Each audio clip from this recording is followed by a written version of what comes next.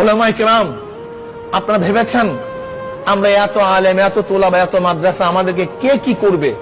কিচ্ছু না। পায়ের নিচে মাটি আমাদের নাই। আল্লাহর রহমতে আমরা আছি। ঐক্যবদ্ধ হওয়া ছাড়া কোন উপায় আমি দেখি না। সব জাকাতে, সব কি করতে পারতেছি বলেন তো?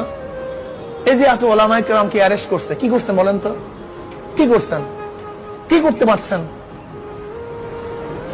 এরকম যদি আরো 1, 10, 20 হাজার ওলামায়ে কেরামকে অ্যারেস্ট করতো, কি করতে পারতেন বলেন তো? এত সহজ মনে করিয়েন না। অনেক কঠিন মাসালা চলতেছে। আমরা একে অপরের পিছনে লাগছি। চরমনার পিছনে লাগে লাভটা কি বলেন তো? বুঝলাম চরমনায় থেমে যাক, আজকে নাই চরমনায়, গোটা বাংলাদেশে নাই। ইসলামের কি লাভটা হবে বলেন?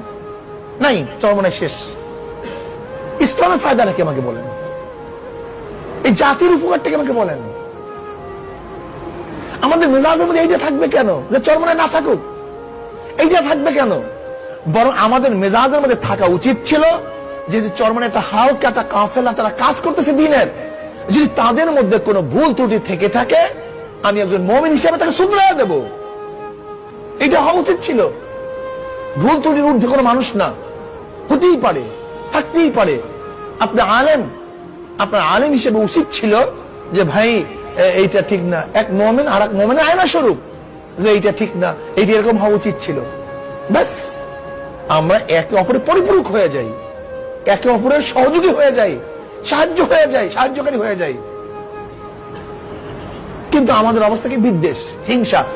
আমাদের খতিব সাহেব হুজুর আজকে আসার সময় সুন্দর একটা দামি গল্প বলেছিলেন। শয়তান হিংসার গাঠি নিয়ে বাজারে রওনা করছে। মাথার মধ্যে কিসের গাঠি ভাই? হিংসা হাসাদের গাঠি।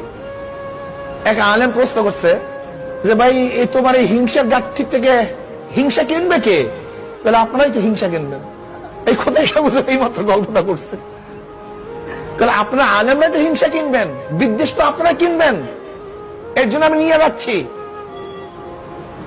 এক আলেম বলছিল যে কিছু, সব আলেম না, ভুল বুঝেন না, আমি 2 জনের কথা বলছি। কিছু আলেমের হিংসার কালি যদি বঙ্গোপসাগরের মধ্যে নিক্ষেপ করা হয়, তাহলে সেই কালিতে গোটা বঙ্গোপসাগরের পানি সব কালো হয়ে যাবে। এত বিদ্বেষ আমাদের মধ্যে।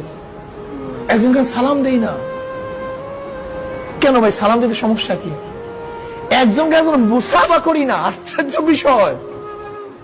এত শফকাতের দৃষ্টি তাকাই না, চাহুনি দেই না, এত আপ্যায়ন করি না। কি অবস্থা? অথচ নবী